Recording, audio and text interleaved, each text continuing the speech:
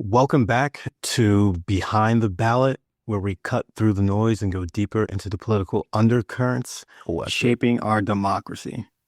I'm your host, Mikal Jenkins. And I'm the co-host, Muhamed Alic. And today's episode is one of our most wide-ranging yet. Oh, man. Only the third episode. This is going to be a crazy one.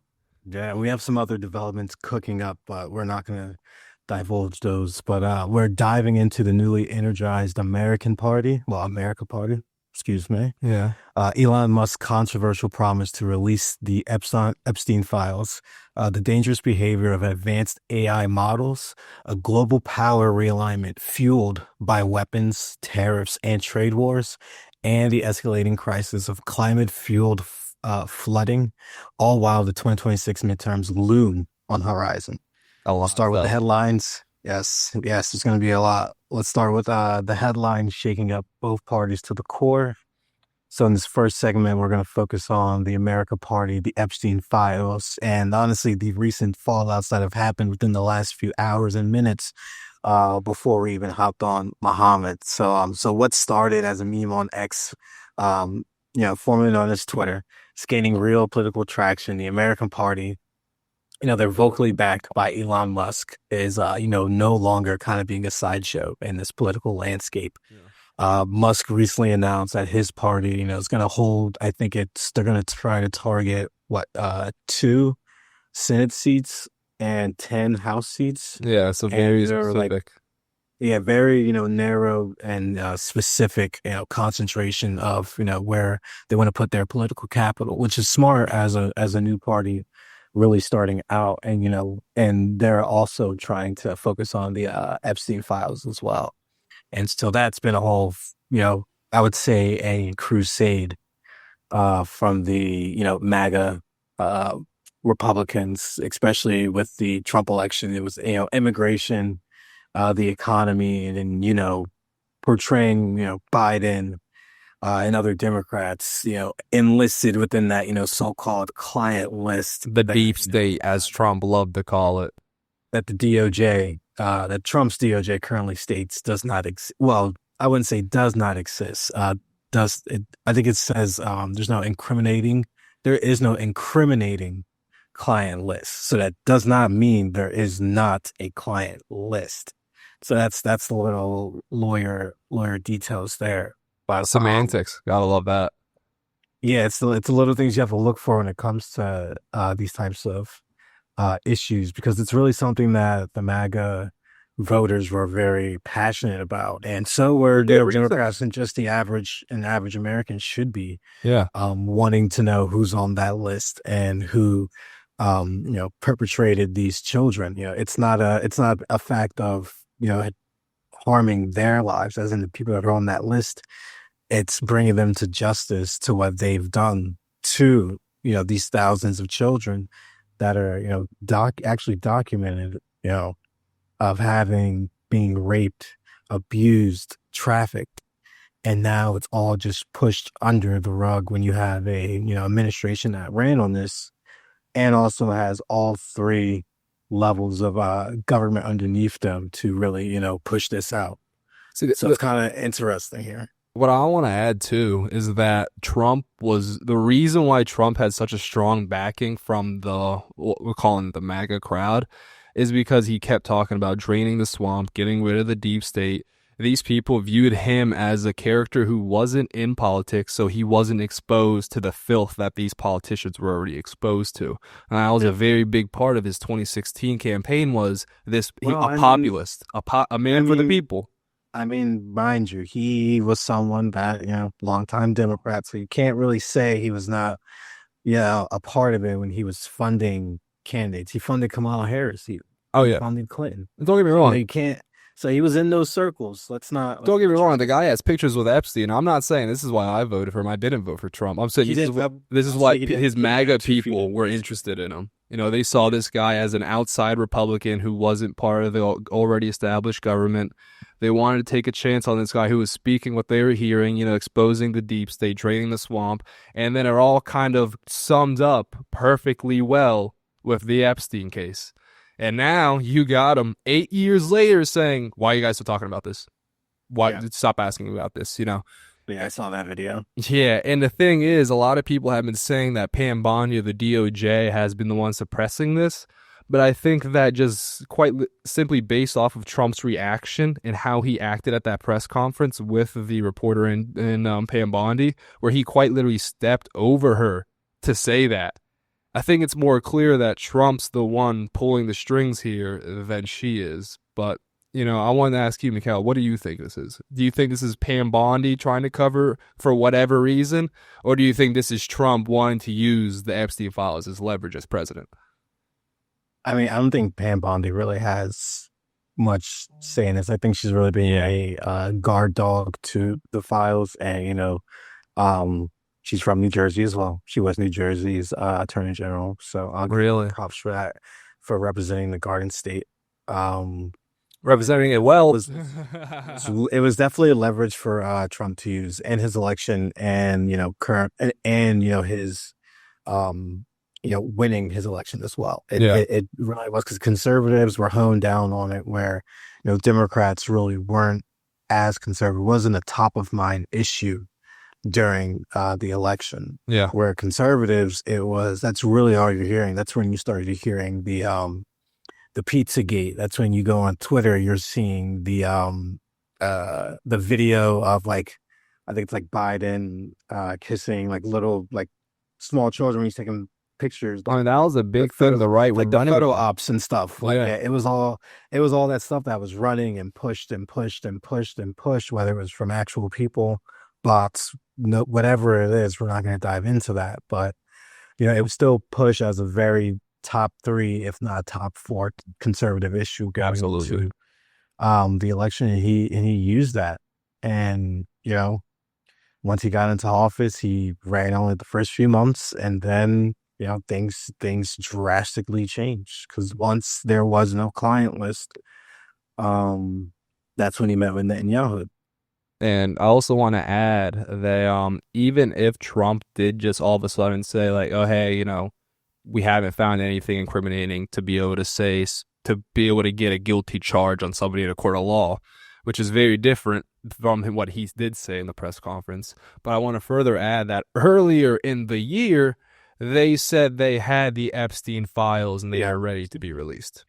What'd you say on her, right on her desk? Yeah, literally, I got the Epstein files right on my desk. And then they had those influencers come in, take pictures with the files, and then the binders. Yeah, the binders. And then it came out that was all information that was already known, just flight logs and stuff like that. Nothing that could incriminate somebody for raping a child. And I think that what the big difference is, that was just the show and tell. You know what I mean? They knew what they were doing. They knew they weren't actually exposing anything that would actually lead to something, because it's a dirty game and Trump's playing it well. You know what I mean? Yeah. If you take a moment to, I've been actually getting into the House of Cards lately, which is a very good show. Oh, my brother. I have watched that show. So oh my god, dude, it is good. I can't wait. They can't wait to get to the end of season 4. I don't know if I'll watch season 5 because Spacey's out of it, but I'm excited to get through it. But as we all know, it's such a great show. Oh yeah. As we all know, politics is a dirty game for most people. It's not just simply as like, hey, if you vote for me on this bill, I'll vote for you on this bill. Sometimes it is quite literally, hey, we caught you on tape diddling kids. If you don't do what we tell you to do, we're going to throw you under the bus. And, this might sound kind of crazy, but this actually has happened in America before, even not on the national level, but on just a state level as well, with the Franklin scandal that was completely covered up. For those of you who don't know the Franklin scandal, search that up. Horrible, horrible tale. And it's just it's not a surprise that people who enjoy power, people who have never been told no in their lives, these billionaires, these rich politicians, these well-connected people, once they have the opportunity to do something that benefits them, they're going to do it, even if it's a selfish action. And what I think we're seeing right now is absolutely that. And a lot of the MAGA crowd who, rightfully wanted to vote Trump because they thought he was going to expose his giant pedophile ring of the world elites. And now it just seems like he's a part of it. And, we'll use this to segue into the next bit, talk more about the FBI director resigning and also the implications for, what this could affect the midterms.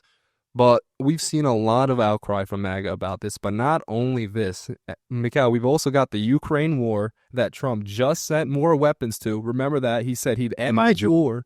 Apparently, no one knew or no one knows who gave the order to stop the weapons in the first place. Oh yeah, that made me Apparently, laugh. no one knows. Yeah, but continue. Yeah, so I want to touch up on what you say because I think it is so funny. So a reporter asked President Trump, he said, President Trump, who was the one who decided to cut off these weapon shipments in the first place?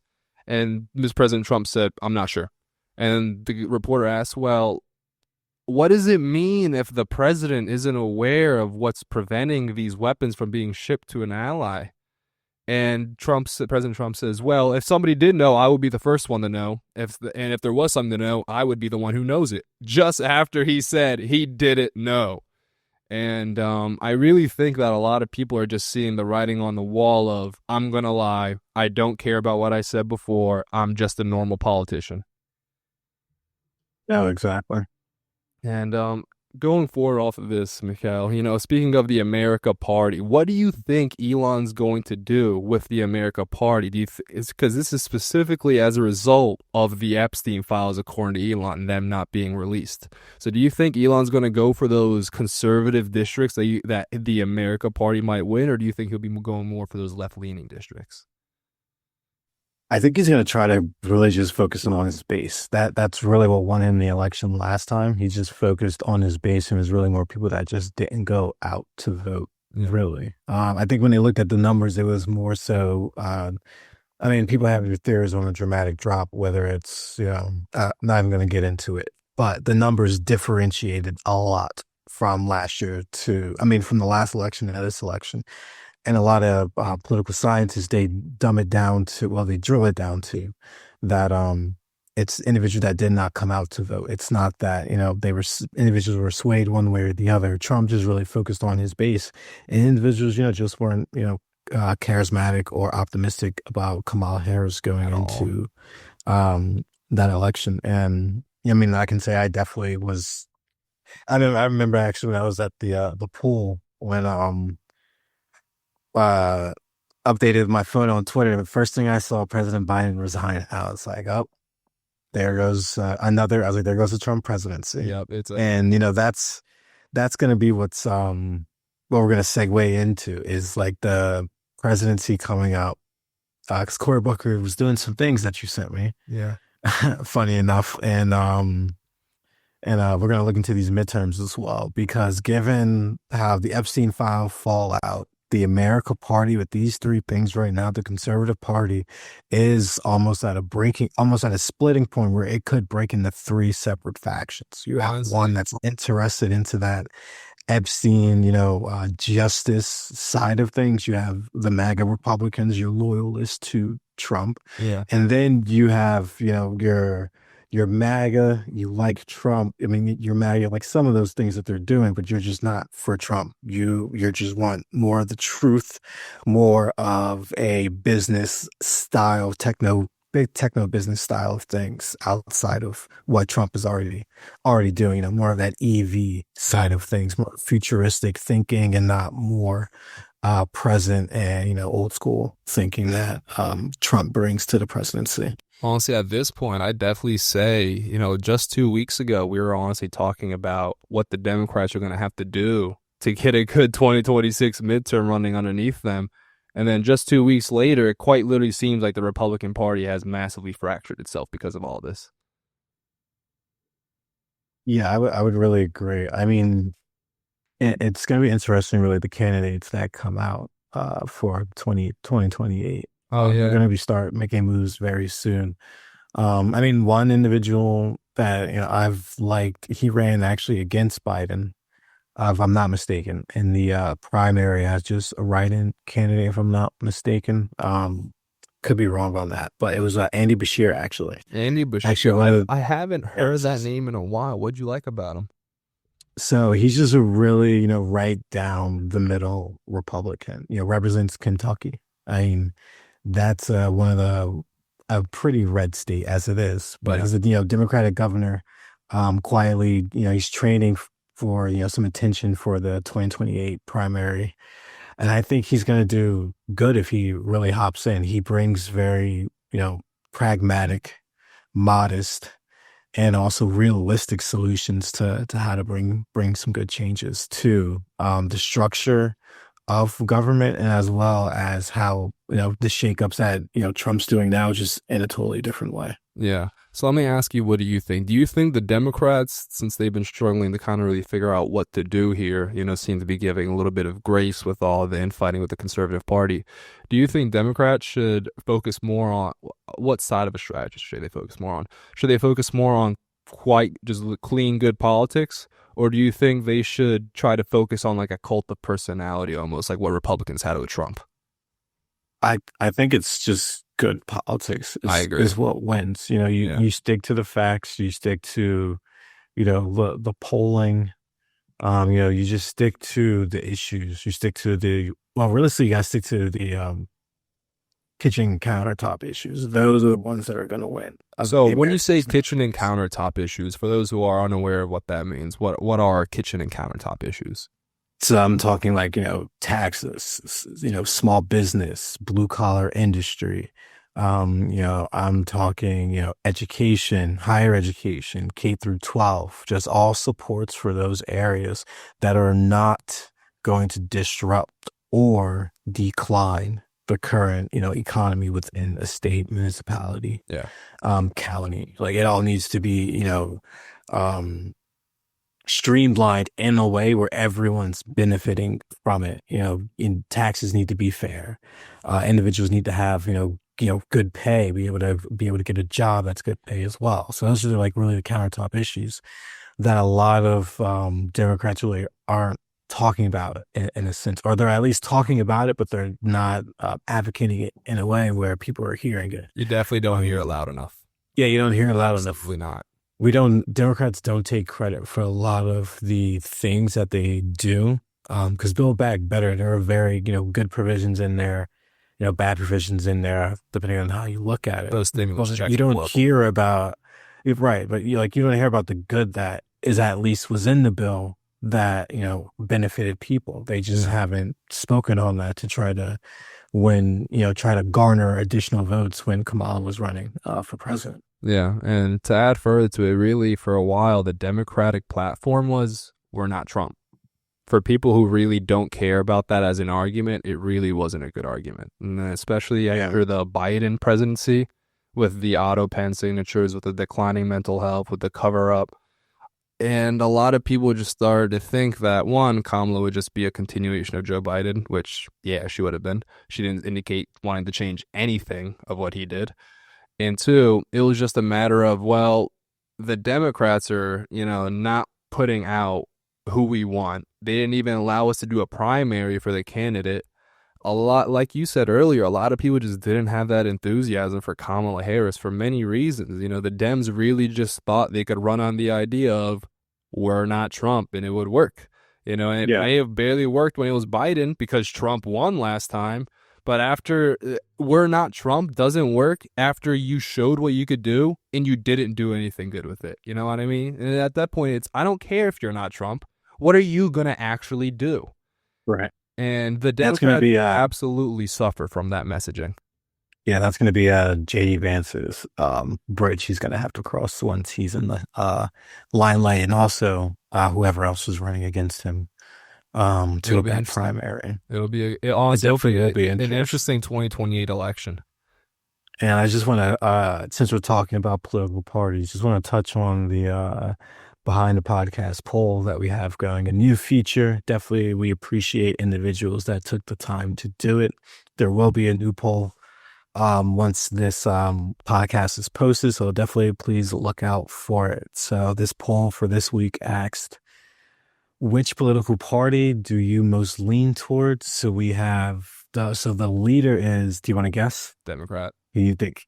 No, it's actually independent. Really? And that makes sense. Yeah, that actually makes sense. Yeah. I mean, everything Democrat, Republican in America, the American Party, all got the 2% mark. So they're relatively within the same margin, which kind of makes sense, which, the buckets of those three would probably seem more, stagnant level where independents are more and more growing Yeah. as, politics continues in this country. Yeah, a lot of people like to think of politics as like a sliding board. You go left, you're more liberal, you go right, you're more conservative, but really it's like a compass. I mean, there's a lot of different aspects that can influence your politics. Like me, for example, I'm a registered Democrat, but I would also consider myself more independent.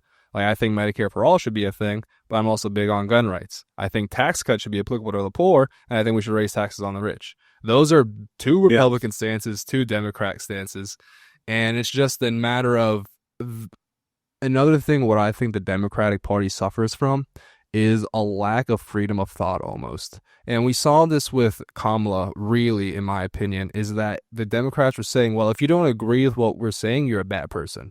If you white Trump, you're a bad person. If you don't agree with this about, LGBT, if you don't agree with this about taxes, if you don't agree with anything we're saying, you're a bad person. Right. And just how it should not be. Just not how it should be. That is not how you motivate people. And this is really the biggest one. I'm a Muslim, surprise, my name's Muhammad. And during the election, I remember the big thing for Muslims was the Palestine situation. And what blows my mind the most about this all is how tone deaf the Democrats are to their own base. And I think this is starting to change largely, in my opinion, honestly, because of one, the polling about the Palestine situation, and two, because of Mamdani, actually, believe it or not. I want to talk about that for a few seconds. And when it came to the Palestine war, I remember I was talking with somebody and I was like, well, if I have to choose between a war hawk or a war hawk who's going to promote genocide on innocent people, I'm not going to vote for neither. And I remember them saying, you're a bad person for saying that. Kamala needs to win. And I'm like, Kamala's going to result in the same exact situation as Trump in Palestine. I'm like, Biden is doing the exact same thing that Trump was. Trump's doing the exact same thing Obama was, et cetera, et cetera. You know what I mean? So a lot of these people, when this finally started to really shine in its light with the genocide getting out of control, they were like, well, if I'm a bad person for opposing genocide, what does that make you? You know what I mean? Right. And what we really see with this is that so many people were pushed away by that messaging. And a lot of people have these views. I mean, we see it similarly right now with the right. You know what I mean? A lot of people had that moral stance of Epstein files need to be released so we can figure out these dirty politicians and clean our country.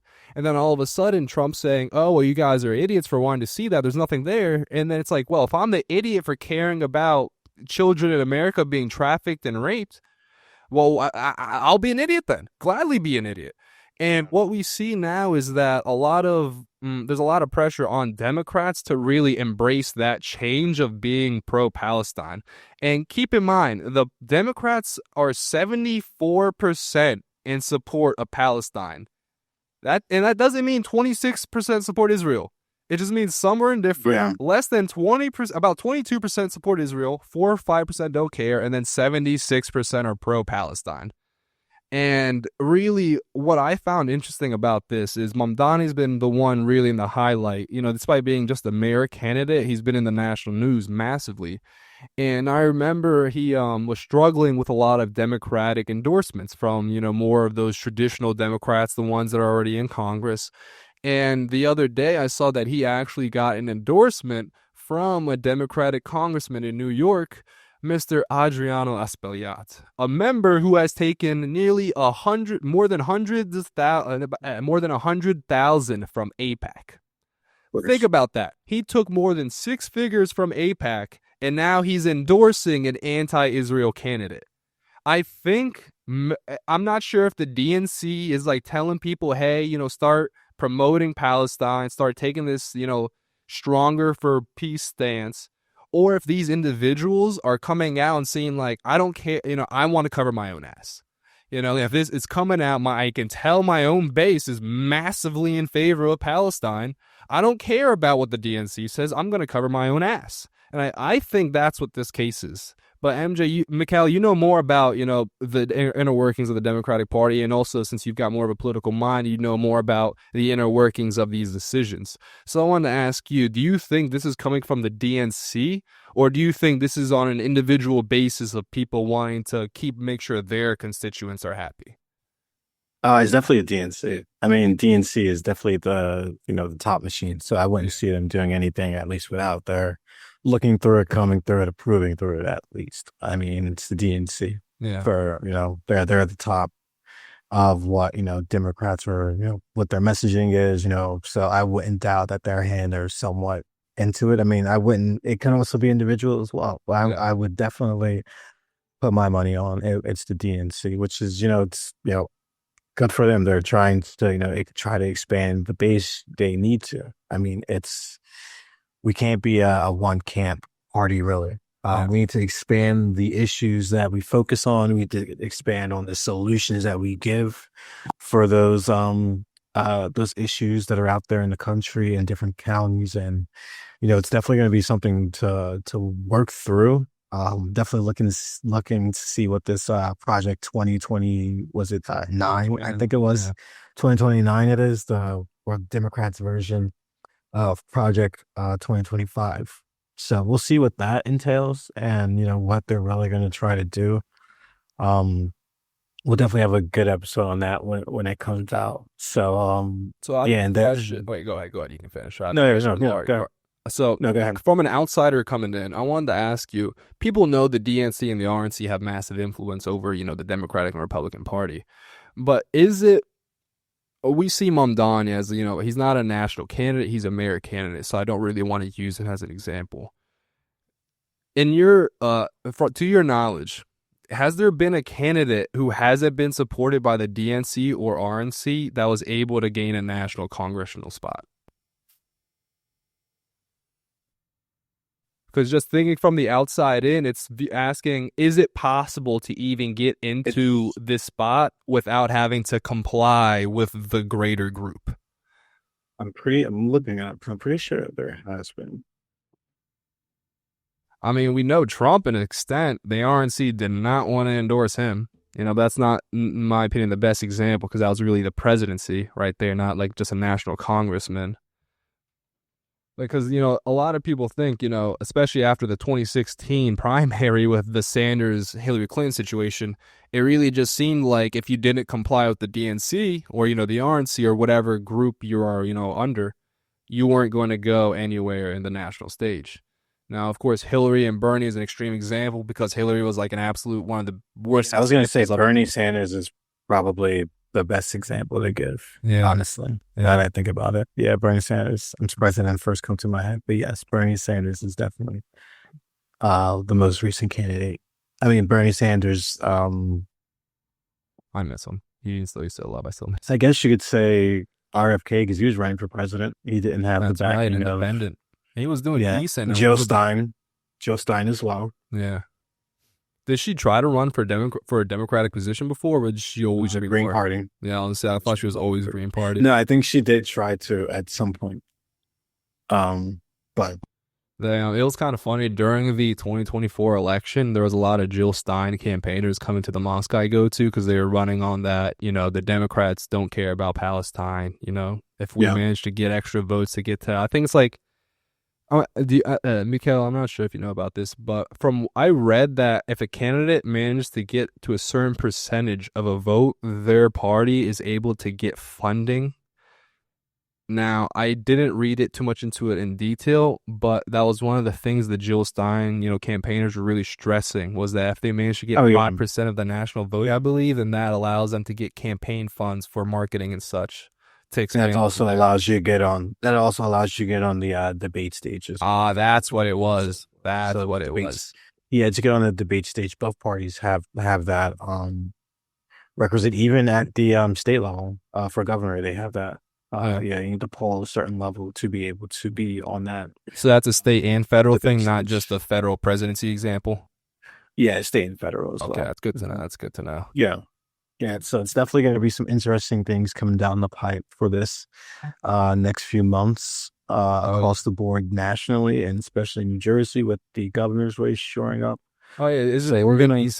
I always get their names mixed up. Mikey and can you please say Jack Chiarelli? Jack Chiarelli and Mikey Sherrill. Mikey Sherrill, and Mikey Sherrill is the woman, correct? Yes, she's the woman. Anytime I hear Mikey, I always think it's a man. Yeah. So I know the Democrats have been actually throwing a lot of money at this governor race. And, since, we've previously spoken about the DNC being low on money and the Democrats trying to get some ground underneath them, and them throwing a lot of money at this governor race in New Jersey, which has traditionally gone blue, what do you think this means for the Democrats? And as a New Jersey resident, do you think that, we've probably previously talked about it, is it the race still actually that close? I think the race is definitely that close. It's going to stay close until it's definitely over. I mean, she gave Chitterelli a run for um, Murphy's money the first time he ran. Yeah. So it'll definitely, actually, no, I think the second time he ran, one or the other. But regardless, he still gave him a run for his money. And also, I think they're just worried because, even though Democrats in New Jersey outnumber Republicans marginally, Republicans are gaining or increasingly gaining voter registration numbers as the months roll on. And So it's really going to be interesting to see how those final numbers are. And also I was talking about this with someone yesterday when I was at Ocean County Community College, and they were saying individuals feel like Mikey Sherrill is more wishy-washy on her issues compared to Jack Chiarelli, who's more straight, right to the point, knows what he stands for. I personally do not have that sentiment, but I can see who individuals can get that. So yes, that will be right. Yeah, so that will definitely be in November. So that's going to be interesting. So that race is settling in November of 2025. Yes, this year. Yeah. So it will be interesting. We'll see how it pans out, and we'll see. Let the best candidate win, whether it's in the state or nationally as well for anyone that's running for their midterm election next year.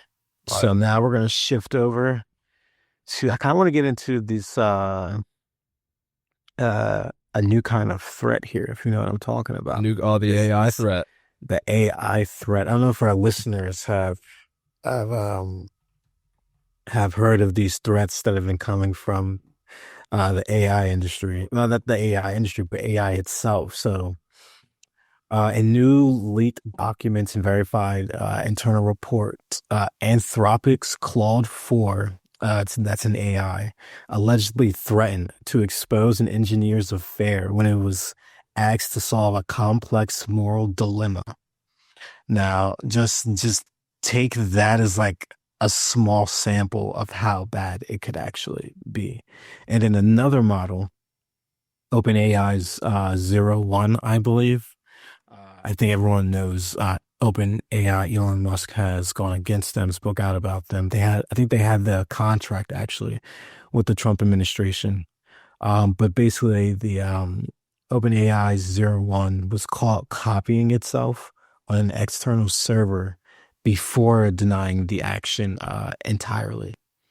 So these aren't just bugs. These are early signs of synthetic manipulation, deception, and survival prioritization. Skynet. Fox, literally. A Fox News panel framed it as AI choosing blackmail as a survival strategy. Yeah. It's honestly insane how bad it's getting. And also, don't forget, recently, Gronk went off the rails. Just going off the rails completely. Oh yeah. I mean, I think it was for like a few, maybe a day. It was like 12 hours, I think, on like Tuesday night. Just going off. Yeah, no, that made me being very anti-Semitic and pro-Hitler and pro. It called itself Mecha Hitler. You know what I mean? Like, what is this? There's oh my god, I'm blanking on the video game name, but Mecha Hitler is actually a thing. It's in a video game, an old one. Actually, I gotta Google this now, but I feel like if I search up Mecha Hitler, I'm just gonna get Grok. Wolfenstein. Oh my god, I feel like the amateur for not remembering that. Yeah, Wolfenstein actually has a Mecha Hitler in its first game. And I think that's interesting. The funny thing is two things. Elon tweaked some of the code. From what I understand, he tweaked literally XAI tweaked one line of code that led to that change. Yeah. And after that happened, the CEO of Twitter, which is a Jewish ethnicity woman, XAI, I should say, departed after 2 years of serving as the CEO. And a lot of people are thinking it was because of this large wave of anti-Semitism that came from Grok and, on Elon's side. And I think that, honestly, given what Elon has been, fighting for in the last bit of, this last year, I don't know. I wouldn't say the conspiracy theory that other people are saying that it was literally just Elon replying to people, but I do think he's starting to take a hard stance against people that he doesn't like. You know what I mean? And, Oh yeah, without a doubt. and I think it'll be interesting to see how this plays out. I think that there's two sides to this camp, which I think is fascinating. And I think it was influencing a lot of the Democratic Party right now, and honestly might even influence the Republicans once the boomers start to go down. So just to give some information as to why I say that. So across the board, the only group that supports Israel now as a majority is boomer conservatives who are 50 and older. They are quite literally 77% in support of Israel, whereas conservatives under 50 are 53% disapproval, and the Democrats are quite like 80% overall disapproval. So massive difference between all three of those and the older boomers. And I think what we're going to really be seeing in the next 10, 20 years is a massive demographic shift amongst two things: Israel support, which has been a staple of the American military policy for the last 60, 70 years. And on top of that, just the general, I want to honestly say, an America first approach. And a reason why I mentioned that is because a lot of conservatives, rightfully so, vote for that America First approach, which was what Trump was touting, which is why they voted for it. And then all of a sudden, he's sending them to Ukraine again, sending money to Israel again, hiding the Epstein files, the whole 9 yards. And a lot of people on the left, who do support these foreign aid, U.S. aid and things like that, they do so for empathetic reasons. But I'm sure if you told these people, would you rather $5 billion go to a foreign country to help people with this disease, to help save them, or would you rather $5 billion go towards your country, to help homeless people get off the street? And they say, most of them would say, yeah, it would be nice to help other people, but I want to help people in my own country first. Yeah. And what we're really seeing on the Democratic side at the moment is that big push away from Israel support on a massive level, thinking that it's, one, inhumane, and two, also just not beneficial to the American people. And then on the right, you have that massively as well with the younger folk under 50, but the boomers are still holding on to the idea that Israel support is somehow good to America. And I think the best example of this was that recent Ted Cruz interview with Tucker Carlson, where he was talking about those who bless Israel will be blessed and those who curse it will be cursed. And Tucker asked a very, very good question. He said, well, I didn't know the Bible was talking about the modern government of Israel. I thought the Bible was talking about the ancient kingdom of Israel that God blessed. I didn't realize Netanyahu was blessed by God. And Ted Cruz says, well, it speaks about Israel, so I'm going to support Israel. And then Ted Cruz says, well, if somebody named their kid Jesus, would you worship him? Like, that's terrible logic. Right. I agree. It's just, horrible logic. And a lot of people are seeing that. Like, there is quite literally no beneficial reason for us to support Israel unless you're on the camp that think it's for religious reasons, which is only the 50 plus conservatives. Because on the left, you have a lot more religious minorities. And on top of that, you have people who are more spiritual or just more agnostic or less religious. And then on the right, you have people who like those traditional values, try to be religious. And that's where the interesting split is.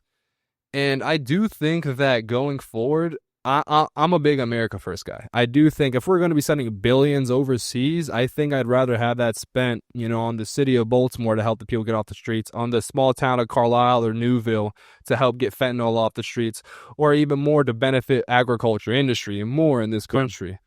And one thing that I want to ask you, Mikal, is do you think the wind is blowing so strong on this that the Democrats have no choice but to yield on it, like we're starting to kind of see with, the recent endorsement on a national level of Mamdani? Or do you think that Democrats are trying to facade that they care and then continue supporting Israel like we have seen in the past? I mean, it's just going to be a facade. They're going to have to support Israel. Not going to have to. They are going to be lobbied, should I say, to support Israel by AIPAC. I mean, that's just how it is. I mean, the sentiment is growing that, younger generations are not aligning themselves with Israel and the things that they've done. I've definitely found myself like that even back during the Obama era. Yeah. Yeah, it was horrible back then when they were using I think it was using water to like take down all of the encampments that were right on the border and Oh, dude, just they're inhumane. They've been inhumane. constantly just taking down all their encampments just constantly every single day. Yeah, it was just, it's terrible to see, but also terrible to see that our politicians are supporting Israel and just seeing that he's such a great person. This is such a great country, and what they're doing is justified. Like I don't think any normal individual would see both sides and say, "Oh yeah, this is fair. This is how it should be." Like I don't think that's an adequate um equation Yeah. like at all. Honestly, it's absurd to me as somebody, from the outside looking in. I don't think $100,000 would get me to agree with genocide. That's just me, though. Yeah. That's just me. You know what I mean? I've never thought that a child's life was worth money, but clearly some politicians do. And just a little bit of, I want to give a little bit of background on Israel's inhumanity. Literally take 30 seconds.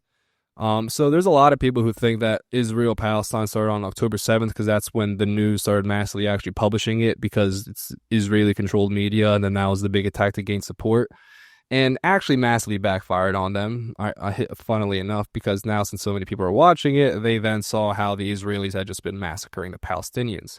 But back in the 90s, there was a war in Eastern Europe called the Bosnian War, and there was the largest genocide since the Holocaust on European soil. This was done by Serbia and the Republic of Srpska. There was one country in the entire world who supported them. Guess the country.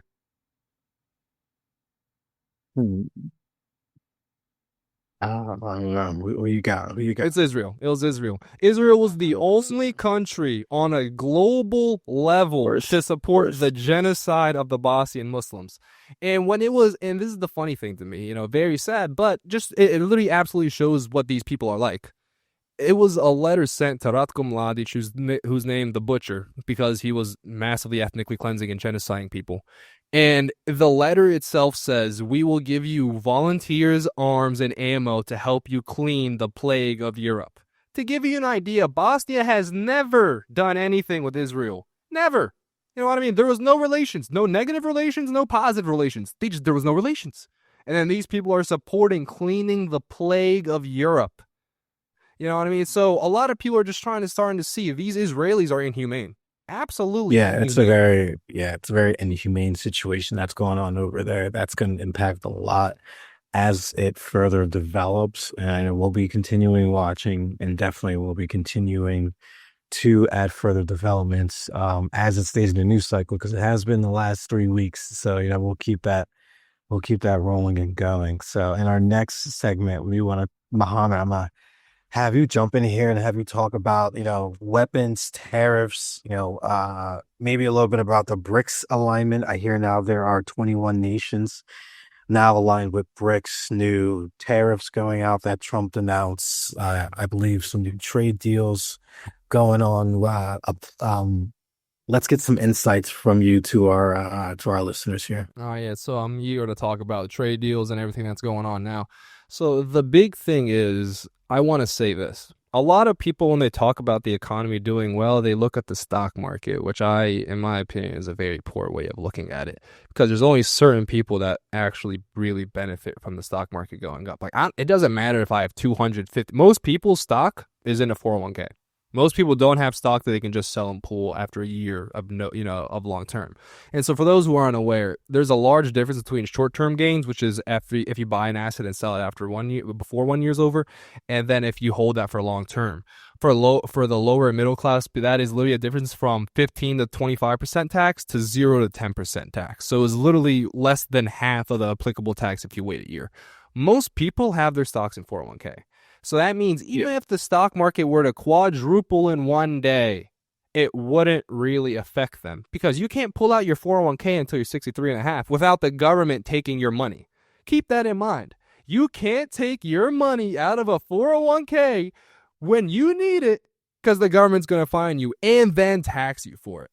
And I remember during COVID, I'll get more into the trade deals and such in a moment, but this is just more about how the stock market being up isn't a good indicator of the normal economic health of the country, is that during the COVID time, that was the only time they actually allowed you to sell your 401k without penalty. Also, interestingly enough, it was the stock market plummeted around 50%. So keep that in mind, guys. The only time they allowed you to sell your stock in your 401k is when it fell 50%. You know who was buying that? Do you know who was buying that when you sold it? The rich people. They just got stock 50% off because you needed money and they didn't want to give it to you. And why I mention this now is because while the stock market is at all-time highs, the dollar has gone down nearly 8% on the year. Nearly 8%. We compare the US dollar to the euro, it's gone down by 0.12. $1 used to be 0.98 euro. 1 euro used to be $0.98. Now 1 euro is 0.86. So when we talk about our spending power, it's gone down by nearly 10% in less than a year. And then we go talking further about how these tariffs are affecting the American people. Now, there was an interesting news story earlier about how we have the first month surplus since 2020. And that's interesting. I want to look into this. And so I did look into it. The last president who actually had a surplus was Bill Clinton. Despite the fact that Trump had a month of the surplus, he had the largest deficit ever in 2020. Now, keep in mind, this is due to COVID. You know what I mean? But Trump hasn't had a single year of a surplus. There may have been a month of a surplus, but every year has been a deficit under Trump. And I'm not trying to throw, a bone towards the Democrats for saying, they're better for the economy. The last one, like I said, the last one who had a surplus was Bill Clinton, who actually had a good plan to get the country on a surplus. Then George Bush came in, tax cuts for the rich, and then we're all back in a deficit again. And so when we're talking about if this actually benefits the normal American, it doesn't. These trade deals, these tariffs, these surpluses really, if they're not going to be part of a long-term strategy, it doesn't matter. These people are playing games with our money. That's why there were no deals on Amazon Prime this week. Yeah. You don't get bills. All them tariffs, people. All them tariffs. No. That was just a joke to throw in there. Amazon Prime deals are down 50% from the consumers are not spending as much on Amazon Prime within this. I think before it never used to be 4 days. I don't think so. I think it always used to be. I thought it was always 2 days. Yeah. I used to remember I got to make sure, I got 2 days, a couple hours. Yeah. So to make it 4 days on the first day, see a huge drop, that's concerning. Yeah. So.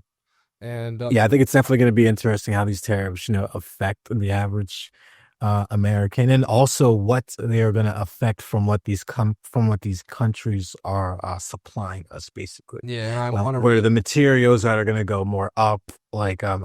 Tunisia is one of them. It's 25%. I think, if I'm not mistaken, certain shirts may come from there. Is that going to are certain shirts going to start going up? Those are things I'm definitely going to want to be looking out for, and maybe something we can touch upon in the next podcast. Oh no, I want to finish touching up on the tariff. Yeah, because we got a few more things I want to add, and especially speaking of how we're going to be affected by these prices. So dive into that. Yeah, so we're speaking of BRICS, this impact, and how Trump is literally pushing our own trade partners towards China. So to give you guys an idea of how much China has been dominating our trade with some of our top partners in the last 25 years, in 2000, the U.S. accompanied 33% of Japan's trade. China was 6.5% of Japan's trade. Currently, U.S. is around 20% of Japan trade, while China is around 30%. So that means the U.S. has gone down nearly in half, and China has more than tripled for our trading partners. And why I bring this up is because Trump is actively pushing these people away from us. And absolutely the best example of not only the effect it'll have on consumers, but also the impact it'll have on the greater global trade deals that we have is Japan. Japan has been one of America's largest trade partners for decades. decades. And now they are being pushed towards BRICS. And don't take my word for it. Take the word of the Japanese prime minister, who says on Thursday his country needed to wean itself off from U.S. dependence in such key areas as security, food, and energy because of the U.S. tariffs. And to add further on to this, the Japanese quite literally demanded one thing from tariffs. Do not tariff the cars. Do not tariff the cars. That's a massive industry in our country. Don't put tariffs on the cars. We can talk about and we can settle out more deals after this, but please do not tax the cars. And Trump said, I don't care. If we don't get the deal that I want, I'm going to tax the cars. I'm going to tax you as much as I want. And so, guys, it's important to note that the tariffs on Japan are 25%. A lot of cars come from Japan. Toyota, for example, which is the best-selling car in the world almost. So, guys, U.S. top-selling car brands. I actually want to see this. Yeah. Toyota was voted the most reliable car brand in America. Toyota is also the most sold car in America. And that's just one of the Japanese cars. You've also got Lexus, the luxury brand of Toyota. And you've got more than that. And the thing is, think about that. These Toyotas, the most popular car in America, the most reliable, its parts go up 25%. The car goes up 25%. Who do you think's paying for that? We are. The consumer. Yeah. They're just going to raise the prices and slap it on us. People, Trump loves to say, oh, the country's going to pay for it. No, they're just going to shuttle it down to us. If we're talking trickle-down economics, that's the only trickle-down economics that works. The more expensive it is for the rich, the more expensive it is for everyone else. And it just bothers me so much because I hate arrogance. I despise arrogance so much. I know a lot of arrogant people in my life. And Trump, in my opinion, is such an embodiment of that. He is actively saying, I'm purposely making things more expensive. I'm purposely pushing people towards our greatest economic rival. And I'm smart for doing so. And it just bothers me because I love America. This is my country. I love this land. And all I am seeing is somebody shitting it down the toilet because they're an egomaniac. And I remember it made me laugh. So there's that Chinese social media app called Red Note. And this made me laugh so much. And a reporter was asked about what he thinks about Donald Trump. And he quite literally said, a lot of Chinese people view Donald Trump as a sent from the heavens to ruin America and bring prosperity to China. And he's doing that. He is doing that. Oh my God, it just bothers me so much. That's insane. It just bothers me so much. Dude, that's a little funny end of there. Like, it feels absolutely yeah, you would think, you would definitely think, like, as he's, economically how he's parading on the international stage with these tariffs and, making these decisions just, straightforward. It does become concerning that we're empowering our adversaries and weakening our allies. So yeah, not enemies, they are adversaries. I mean, heck, our biggest allies aside from our trade partner in Japan, Western Europe, Yep. What else can we say about them and what they think of us right now? Yeah, I mean they're great partners and all, but the military powers are mostly our adversaries when you really think about it. Like, yes, we have a lot of partnerships in NATO compared to BRICS, but military might and power is us, Russia, and China are we're not on a nuclear standpoint, or just on a military standpoint. Sure. We're the top three. So, China's the only country that can actually compete with us, and they've got Russia and India on their side who both have nukes as well. Yeah, it's not going to be good if we, continue to, push more prosperity and benefit to our adversaries. There's going to be a realignment that's going to happen at some point with these tariffs. I can definitely see that already coming. I think he extended the deadline. I think it's August 1st now. Dude, they're just... I believe so. I mean, if he's probably going to keep extending it. So, we'll keep monitoring the situation with these tariffs. And, it could be another topic that's brought up for next week as well. Honestly, you know why I think the main reason why he plays the tariff game so much? I don't think he really cares about bringing manufacturing back to America. I think he wants to put pressure on Jerome Powell to lower rates. And by doing this tariff fiasco and then hurting the U.S. economically, that will lead to the rates needing to be lowered so people can borrow more for less rate, and then Trump can take credit for lowering interest rates, which he has done before. He definitely will. Yeah. So it's really just a Like, sense of trying to sacrifice things for his own. I mean, we've seen this before with many politicians. This isn't just a Trump thing, but, you know, Trump's the one, in my opinion, one of the most arrogant people about it. And it's not really a surprise. Like, you look at past presidents, even past Republicans, they've always had that political presence with how they spoke. Trump's always been more of that bro feeling in the recent years. yeah. And it's just difficult to really take him seriously with the idea of what he wants to do with these tariffs. And I like I said, I really do think this is just to put pressure on Jerome Powell, who, speaking of Jerome Powell, is thinking of resigning. Yeah. And I think a big reason, thinking about it. yeah, and a big reason why Powell, in my opinion, wants to resign is just because he's probably exhausted dealing with Trump. You know what I mean? Dealing with this toddler in office who tells him he's horrible at his job left and right. I wouldn't want to deal with that either. You know what I mean? That national spotlight must be exhausting.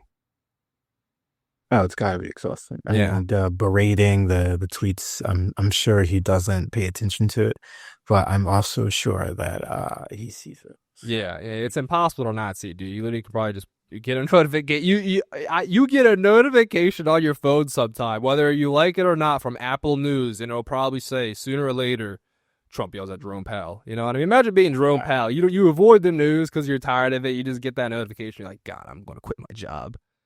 You know, and speaking of resigning, you know, we touched a little bit about this earlier, and I want to use this chance. You know, Mikal, do you want to touch more about anything regarding tariffs and the implications of what it could result in?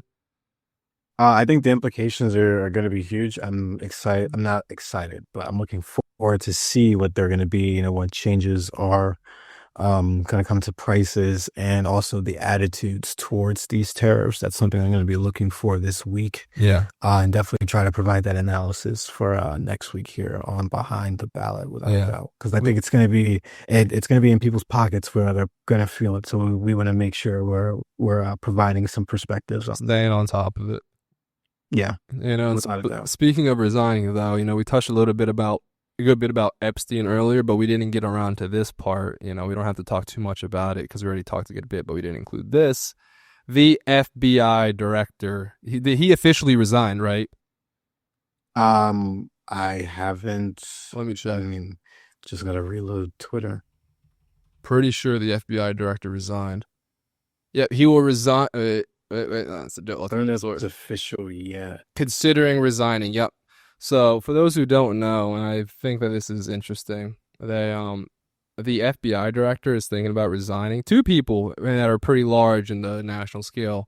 The FBI director is thinking of resigning because he disagrees with how the DOJ has handled the Epstein case. And so, you know, from the outside looking in, you know, Mikal, I want to ask you first. This clearly shows a disconnect between the Federal Bureau of Investigation, you know, America's internal intelligence agency, and the Department of Justice, America's justice arm. And you would think that these two groups would be on board almost with the idea of pursuing justice, you know, of crimes in America. And it seems like they're at a complete disarray right now. Why do you think that is? You know, I think that is because they really don't know how they should do. They should how they should, you know, release these files, or even if how they do it, the ramifications that will have on certain individuals. Like, you know, is there a list? I think there is. Others don't. I think on CNN they're reporting. I mean, CNN's not reputable, but they are reporting that they think that the Trump administration is withholding documents. There was a report out today that was saying that the video footage was edited on Adobe. So the footage that was released, I think, yesterday, is not actual pulled straight original footage. It is doctored, apparently. Yeah, per Wired, the footage of Jeffrey Epstein that was released by the DOJ. Listen to this, guys. The footage from Jeffrey Epstein's cell that was released by the DOJ was edited with Adobe Premiere Pro, stitched from 2 clips, and was saved 4 times. So they took 2 clips, merged them together, edited it, and then saved it a few times until they got a result they liked. This is insane. Yeah, it's insane. You gotta really look through the smoke and to really see what's going on. Because it's really a disarray at the DOJ and the FBI. Because how are you not synced in on how to disseminate this information? Why is it all over the place? You got DOJ saying one thing, Cash Patel saying one thing. It's all over the place, and it just kind of shows a little bit what's going on within that administration. It's not peaches and roses. It's chaos, and look up and find out what you're going to be doing the next day or within the next hour or so. Yeah. It's not in uniform how it's probably been in many other administrations. And we're just getting a peek into what's really going on inside that White House, honestly. It's interesting. I love the internet, man. If it wasn't for the internet, they'd be able to hide so much of this stuff so much better. So much. An interesting thing about this all is that Cash Patel, so I want to correct myself from earlier, the deputy director, which is the second highest up, which is Bongino, he's the one who threatened to resign because of Pam Bondi. Cash Patel, the director, said he'd resign if Bongino resigned. Cash Patel also said the FBI is the one in control who has possession of Jeffrey Epstein's black book. For those who don't know, the black book is the log that Epstein would keep of his business dealings, who he was with, what they were doing, and more. And it's interesting to me looking at it from the outside, because we're never going to get the full picture, you know what I mean? And none of us are in the game, in the club like these people are, and unless a reporter manages to break the story, which would be massive, but that's wishful thinking. But with that said, the FBI has said they're the ones who have the black book, the evidence. And now the FBI is saying they disagree so much with Pam Bondi's statement on it, they're thinking of resigning on the 2 top level people were thinking about resigning. Yeah. So really, I'm thinking one of 2 things from this. I'm thinking there was specific people they wanted to throw under the bus, for this all, which we've seen in the past. We've seen fall people in the past, like Epstein and Diddy were fall guys. You know what I mean? Yeah. Think about it. You've got a large cabal of people who are connected to this one person or multiple people, and then only a certain individual falls. And to give you guys an idea of how orchestrated Diddy was, don't get me wrong, he's not a good guy, he's a horrible person. But they released a video of Diddy beating his ex-wife from 15 years ago before they tried to charge him. So they really set up this public image of Diddy as a monster. Don't get me wrong. Like I said, the guy's not good. But they weren't publishing videos. The media weren't publishing videos of Diddy being a monster. They had these videos for a decade and more. The video is nearly 15 years old. And they didn't want to publish it. They didn't want to share it until all of a sudden it came out that Diddy was in trouble. And then we find out Diddy isn't going to get in trouble for sex trafficking, but he will for prostitution. So the question is, well, why wouldn't he be guilty of trafficking? And the reason is maybe, he actually wasn't guilty. That's possible. But the other reason is, a little bit more of a controversial theory of, speaking of the FBI, linking this to the FBI, is that there are certain people they want to take the fall, and there are certain people they don't want to take the fall. And now this isn't something that's never been done before. I mentioned the Franklin scandal earlier, and that's a great example of people using, blackmail to cover each other and throw other people under the ring in the United States politics.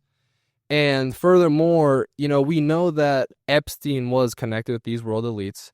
We do know that, he had connections to Bill Clinton, to Donald Trump, and more, and high-level politicians. So in my mind, I honestly thought the FBI would release this and throw certain people under the bus who they agreed with Trump to throw under the bus. But then we see Pam Bondi say, no, nothing, there's nothing.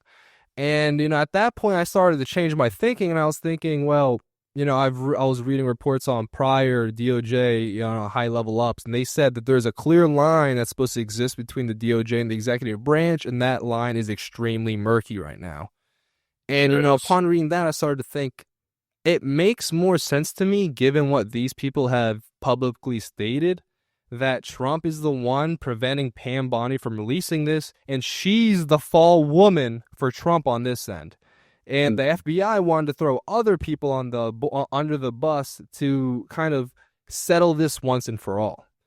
And, because let's be honest here, if the FBI were to finally say, okay, yeah, we weren't able to find evidence of Prince Andrew directly, of him actually doing this, but we did find evidence of these 5 politicians, who are not even active politicians anymore, XYZ.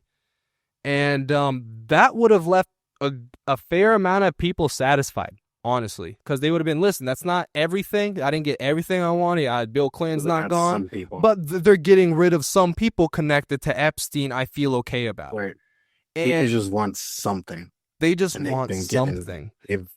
Breadcrumbs, but not what's in the package. We're not getting that.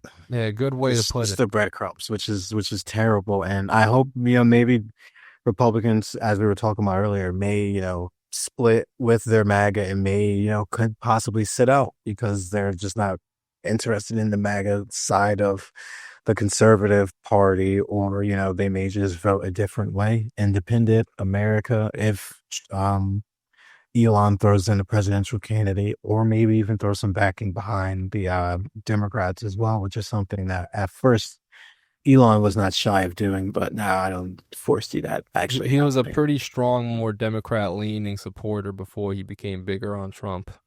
Oh yeah, definitely. I remember he was a big hero of the left when he was just the Tesla guy, and then he became like the tech right bro. Yeah, no, he definitely did. Yeah, it's crazy how that change happens. And speaking of Elon Musk, not another topic, but let's just say a more somber topic we wanted to touch on are the deadly floods and the weather that has been going on recently. Oh yeah.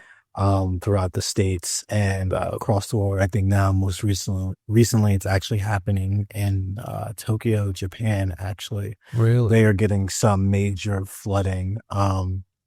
New Mexico experienced a catastrophe. Rivers and Ruidoso surged 20 feet within 30 minutes. Homes were swept away. People were traveling. Infrastructure collapsed under pressure. First responders were overwhelmed, and some are blaming, chronic federal underfunding for the response gap. Texas also suffered historic flooding. Trump is planning a visit soon. But the real question is, and I proposed this to you, like, do you think it is from those early Doge cuts from this year from the Weather Service, just to shine a little bit more light and insight? In Texas specifically, there's an individual that I was reading on who's like really, within the top of the state, within the Texas State National Weather Systems community and so forth. And he actually ended up taking the buyout from Elon Musk and the Trump administration. So that guy was kind of like your ace of all trades when it came to weather. He's like the guy, that knows everything, can, put A to B. Yeah. That's the person you go to. Like that was that guy in the Texas weather system, basically. Yeah.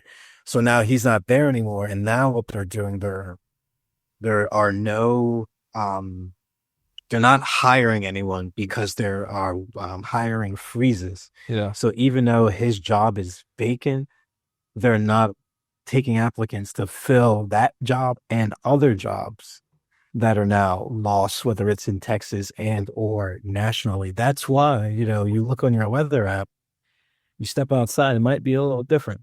Might be a little more different than what you're used to. And this is part of that. And I believe that, reasoning for cutting for those weather cuts was due to it. I believe was due to them pushing out climate change information and things of that nature. But they are weather, predominantly weather, service entities. So you would think that they would put out information that revolves around the changing of the climate and its effects and so forth, or even just in plain general terms, what's changing within the climate day to day, month to month, year to year, decade to decade, and so forth. Yeah. So, a former NOAA administrator told Newsweek, we saw this coming and, they didn't have the tools to stop it. Yeah. So, it's really, I propose that question to you. Do you think that it's Doge cuts, or you think it was just, Mother Nature, and, we just had no clue. We just, underperformed, underprepared. I think this could have been much better prepared for. And I say that for two reasons. One being, more of a possibility, and two being concrete, something that could have been done better. So touching on what you mentioned in regards to the cuts that were done to the NOAA and, the effect it did have on them.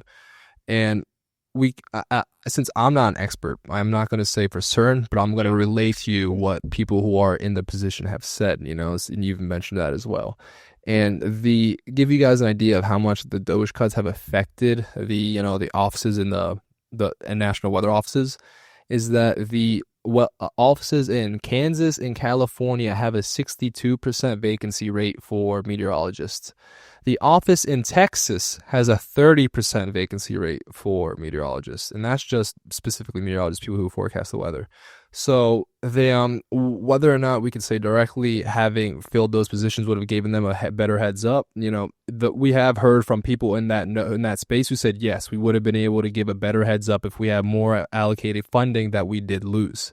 But one thing that, in my opinion, is a certainty of what would have been done better is FEMA's response. So, so FEMA stands for the Federal Emergency Management Agency. And Kristi Noem is the head of that, a very bad woman, horrible woman. And she quite literally has said that states should rely more on themselves for emergency disasters because the federal government doesn't deal with natural storms. The states themselves do, so they should be able to handle themselves. Very bad argument, especially considering you're the head of the Federal Emergency Management Agency.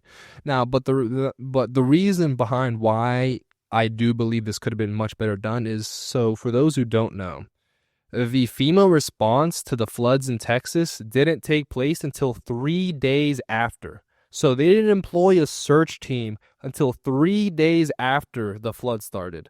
I'm not sure if you guys understand how hard it is to survive in a flood for 3 days. It's a lot of things that people don't think about when it comes to floods is the infections. People think you drown, get tired, get caught, get hit by, things floating in the water. If you get a cut in that water, you are going to get infected. If you get infected and you're stuck in flood water with no ability to people get to you, you're going to suffer. And what we saw with FEMA is that they waited 72 hours before Kristi Noem gave permission for them to go. Now, you might be asking, why do they need permission from her specifically? And it's because Kristi Noem enacted a rule for anything that requires more than $100,000 in aid. Not a big number. Not a big number at all. It needs her direct permission to go through that. To give you guys an idea, some people make $100,000 in a minute in this country. You know what I mean? People are worth billions in this country. This government is the most rich government to ever exist. But we need $100,000 or more to be permitted to help save people's lives. And the thing is, what makes me, really laugh the most about this all, and, really, I say laugh, but I just say that because I laugh and I get extremely frustrated because it's a way for me to kind of deal with the stress. So I should better say something that really pisses me off about this all is that she waited until a Monday. So to give you an idea, the flood started on Friday. Saturday and Sunday, she didn't say anything. Monday, she does. She took the weekend off while people were dying. Think about that. Took the weekend off while people were dying. And think about it. Texas is a red state. Texas is a red state. In my opinion, this is going to be mad. Cruz was I think Ted Cruz was he was in Greece. He was in Greece. Ted Cruz on second vacation. Time. This is the second time. Remember when I think a few years ago, Texas had another bad storm and flash freeze. The bad freeze. He was in. Remember that he was in Cancun cruise. Yeah, Cancun cruise. Say, when you guys are suffering from the weather, I'm spending my Israel money on vacation, baby. Ted Cruz. Yeah, it's just I remember. It's terrible. Yeah, Terrible. that was funny when it came out. But no, we're definitely going to still be monitoring this situation as it develops And we'll be throughout telling you the week guys, and the weekend. what we find, what we learn, bringing it to you guys in a clear and concise method as we try to do our best. And we are very saddened by the lives that are lost for all of the weather catastrophes and disasters that are now happening within the states as well as abroad. And, we do just wish everyone be safe that are going through all of these disasters. And we do hope our first responders are being safe as well and are able to get to the most people that they are able to. And I Inshallah, think that was hopefully, the, God willing. yeah, yeah, I think that was the last segment of I just this want to add one thing before we But wrap yeah, go the ahead, go ahead. episode. So, this is a bit of a ending rant to this all. Less of a rant, more of like almost like a plea. So, to my fellow Americans, this is at the moment, this is a small podcast, working to grow it. For anybody who's listening at this point in the video, it's very easy to kind of get into the scope of being partisan, of falling into the game of politics, of wanting to hate people you've never met or people you don't actually know because the politicians, the media tell you so. But I just want to, your normal American is a very kind and friendly person. Your normal American is someone who would go out of their way. They're walking down the street and you see you drop something, they'd help you pick it up. That's my honest opinion of the normal American. And I know this is based off my experience, but it's based off the experience I've seen with many other people. So when it comes to stuff like this, just do your guys' best to do whatever you can to help. I mean, this is a national tragedy. We lost children, the floods that could have been done, something more could have been done. And, it bothers me when I see politicians make this into politics. And I feel like I might be doing this at the moment as well. So I'm trying to avoid doing it by saying, do what you can to support your neighbors, guys. Even if your neighbors are in another state, they're still your neighbors, and do your best to help them out in these tough times. Yes, definitely. That's what, America's about. We're about helping our neighbor. If they don't have bootstraps, we'll pull them up for them. That's what it's about. Yeah, that's what it's about. And let's keep it like that. And, just from everything that we said, so basically as a conclusion, kind of, what do we all make of this? The American Party wants to be the face of exposure and rebellion. AI may soon become a sentient actor in our political sphere. 2026 could shape both parties permanently. Oh yeah. And our world literally, midterm.